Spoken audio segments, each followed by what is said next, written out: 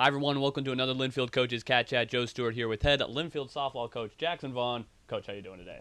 Good, are you? Good. And I'm excited because we are the week of the start of the softball season. Always an exciting time on campus when Cat-Ball's going to get going. Unfortunately, on the road to start the year for the first few weeks. We'll get into that in a moment. But just how have preseason workouts and training gone? I know you guys, you work hard. You get the team going January, 5 a.m. early workouts. How's the last month and a half been of training? It's been good. The kids have worked awful hard, and we have just so many kids back. Obviously, that there's been a good leadership with just how we do things and how we operate on a day-to-day basis. And then we have a nice influx of enough new kids that are bought in already and are doing things the right way. And so we'll just see, how much better we can keep getting. And you're never quite sure how good you are, I don't think, until you start playing outside competitions. So we're ready to be tested now and see kind of where we're at, because we've been practicing now for quite some time. So it's ready to find out where we're at. Yeah, a ton of talent coming back this year. 8 of your starters in the lineup, your entire pitching staff really. 10 seniors, 8 all-conference, 4 all-region, couple all-Americans in there too. They've won league titles. They've made deep runs to the regionals.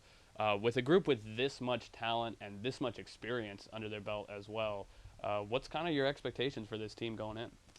I don't know if they're a lot different, to be honest, than most years. I think we think the conference is going to be really tough. I think PLU brought back 5th COVID seniors, and 5 of them, and they're all some of their best players. And George Fox brought back 2 really good COVID 5th years that they brought back that are they're two of their better players from last year. And so the top's going to be really good, but I think Lewis and Clark is much improved and off to a good start. And I think Willamette continues to build, and Whitworth so is solid. So I think the conference is going to be pretty tough road, maybe one of the tougher years top to bottom in the conference. And then we play a pretty tough non-conference schedule. The Cal Ford teams are pretty good, but then we go out to Kentucky and we play, I think, 5 teams that, all had really good seasons last year, including Shrine, who finished second in the whole thing. So we're gonna face a lot of tough competition, and so we just got to kind of see how much better we can get between now and essentially, April, when the conference tournament happens. And nothing really matters too much until you get to the conference tournament, because that's your only guarantee to get in the playoffs. And so we just got to hopefully prepare and keep getting better and play our best, hopefully, when April rolls around. Yeah, we've seen some really tight races down the stretch of the regular season these last couple of years, really entertaining conference tournaments. I was going to ask you kind of about the state of the conference, but you already answered that. But what's it been like to just kind of see the conference get to this level of competitive softball? I mean, for years it kind of seemed like you guys were able to run your way through. Obviously, PLU had some great years there for a while as well, but I mean, this has really turned into one of the better conferences in Division III, it seems like, particularly offensively. What's it been like seeing that evolve over the last 2 decades of running this program? No, I think there's been a lot of continuity coaching-wise, which has helped a lot. PLU with Coach Barrett is kind of one of the newer coaches, and PLU kind of went through that period where they were changing coaches every couple of years, but now she's been there for several years and got them in a good position. And Jessica at George Fox has really done a great job with that program. And now as Willamette's got more established with their coaching staff, they keep getting better, and Whitworth kind of the same. And also, obviously, Lewis and Clark, continues, I think, to kind of build. And they got a few new key additions. And like I said, they've always done a pretty good job the last several years, especially offensively. So I think it's good. I think you're going to get tested every week. And I think that hopefully motivates the kids to obviously keep practicing hard to get better. And softball, baseball is just one of those games you can't really ever take the game for granted, because the better team doesn't always win either. So you got to be sharp and on your game and into it, and compete every pitch, because if you're just off a little bit, particularly as a pitcher, the game can change drastically really fast. And so we'll be on our toes, I think, almost every weekend, where we got to be able to show up and compete, and particularly do a good job in the circle every weekend. Yeah, so let's get into the pitching. Obviously, Taya Kelly as good as any arm in Division III right now, coming off a fantastic season. We saw Haley Wadsworth and Tyler Warden kind of both battle for that number 2 slot last year. What do you kind of see for the pitching staff going into this season?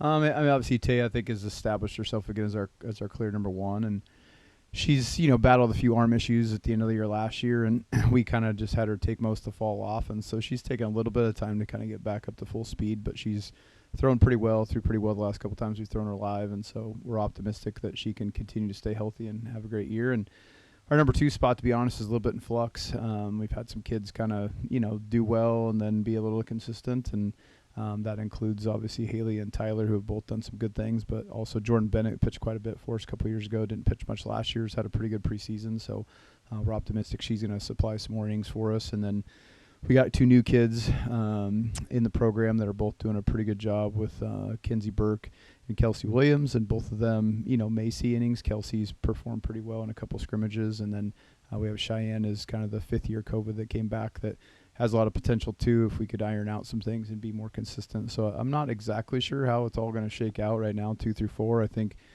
how we perform in California will go a long way toward figuring that out because, pitching against your own teammates is different. Pitching in scrimmage is different than pitching in games where obviously every pitch truly matters is certainly a little different mentally too.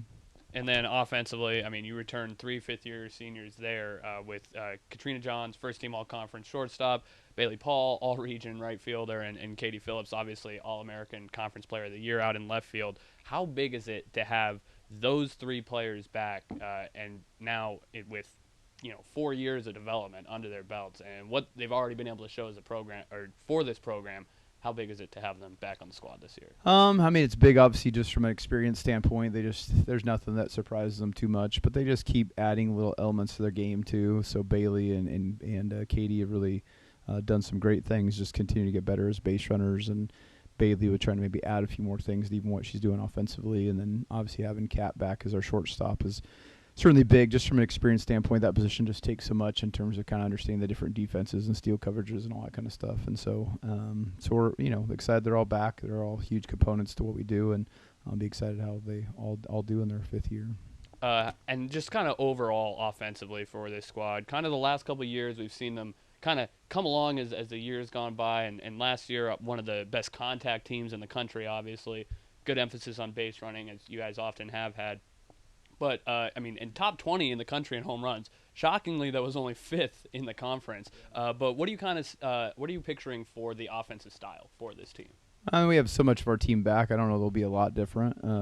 We have some kids that certainly have power to hit it out, but we just have tried to have a good mix of speed, and certainly, Bailey and Katie and even Mobley and some of those guys at the top of the lineup all are pretty fast, but none of them are very big kids, and so you're going to get some home runs out of them, but you're not going to necessarily get the old days of the 15 to 20 home run seasons we used to get sometimes. But we will get a lot of doubles. We're also going to get more stolen bases and put pressure on teams, I think, that way. And then we'll have some kids, I think, in the middle of the order that certainly will be a little bit more in the long ball oriented. And then we'll kind of see how the bottom of the order shakes out. But we brought in a little bit more. We have a couple young kids that have some speed, and obviously Tiani Waiton is a fast player for us that it was a big impact off the bench last year, and Natalie Brenda is a freshman who's quite fast that we're kind of bringing along. That's another kid that should make an impact to some degree, at least on the bases this year.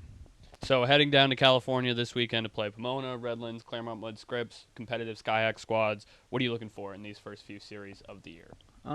Just to kind of hopefully see all our hard work pay off, and those teams have already played games, so they're not going to go through those first game jitters. And Pomona, split with PLU and did pretty well overall so far, especially offensively. And Claremont hasn't played yet, so they'll be in the same boat as us. And Redlands has played a couple games, so I think there'll be good competitive games. All those teams are typically just pretty well coached. They'll have coaches that have been around for a while, so I think we'll have to play well. I think it'll be tough to go down there and go undefeated. I think our hope is to just be super competitive in every game and make some growth, hopefully, in the pitching circle. And then offensively, just kind of see where you're at and what things we need to continue to work on, because I think hitting is always kind of a work in progress this time of year. So we'll see where we're at and all the areas we need to hopefully improve on in the next month or two as we keep going forward.